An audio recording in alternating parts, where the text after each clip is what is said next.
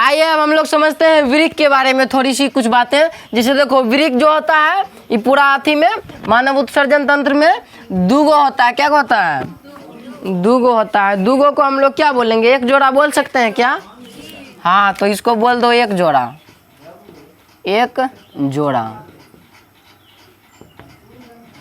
तो वृक्क कितना संख्या में पाया जाता है? एक जोड़ा यानी कि दूगो। ठीक, देखो एगो है एगो है। क्या हो गया? दूगो वृक्क हो गया।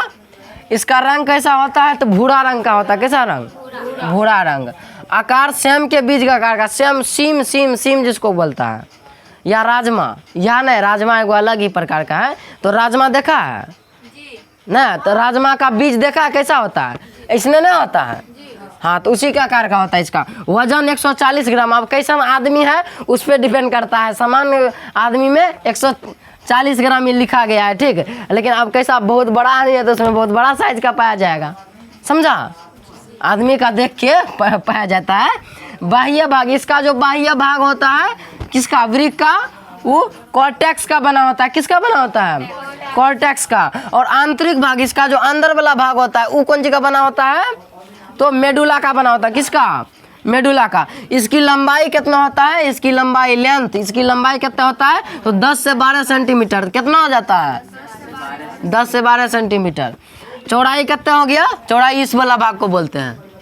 चौड़ाई कितना हो गया? 2 से 4 सेंटीमीटर। समझ में आ गया ये वाला भाग कि इसकी संख्या 2 होता है, यानी कि एक जोड़ा हो गया। रंग भूरा होता है, आकार सेम के बीच का आकार होता है या राजमा के बीच का आकार होता है। वजन 140 ग्राम होता है। बाह्य भाग कॉर्टेक्स का बना होता है। आंतरिक भाग मेडुला का बना होता है। इसकी लंबाई 10 से 12 सेंटीमीटर होता है, चौड़ाई 2 से 4 सेंटीमीटर। समझ में आया तुरंत बात? छोटी सी सिंपल सी बात था। अब देखो इसकी बाहरी झिल्ली, बाह्य भाग और बाहरी झिल्ली में दोनों अंतर होता है। बाहरी झिल्ली बना होता है पेरिटोनियम का। किसका? पेरिटोनियम का। याद रखने वाला ये सब बात है। क्रियात्मक इकाई, क्रियात्मक इकाई मतलब होता है वह छोटा से छोटा चीज़ जिसके वजह से वो कार्य करता है। तो इसके वृक्क में ऐसा कौन सा छोटा छोटा चीज़ है? तो नेफ्रॉन। इसके बारे में हम तुमको अभी अगला स्लाइड पे बताएंगे कि नेफ्रॉन का आकार कैसा होता है और नेफ्रॉन क्या करता है। इसके अंदर छानने का काम कौन करता है? वृक्क करता है। लेकिन वृक्क के अंदर कौन करता है रक्त को छानने का काम? तो नेफ्रॉन करता है। नेफ्रॉन 10 लाख होता है। कितना होता है? 10 लाख नेफ्रॉन होता है एगो वृक्क में। दूगो हो गया तो कितना है? 20 लाख नेफ्रॉन पाया जाता है। और यही छान के फिर दे देता है। समझ में आया?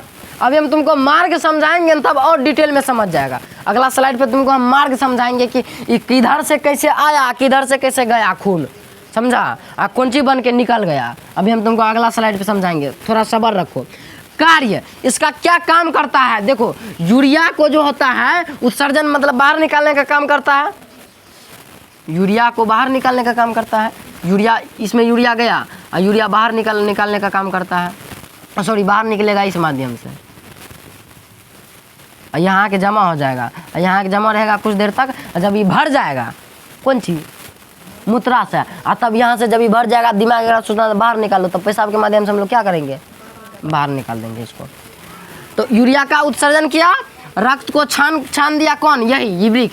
अभी हम सिर्फ इसके बारे में जाने। अब इसके बारे में जानेंगे, इसके बारे में जानेंगे, इसके बारे में जानेंगे। पहले मार्ग को समझेंगे कि इसके कैसे कैसे आता है, फिर हम समझेंगे। रक्त को छानने का काम किया वृक्क।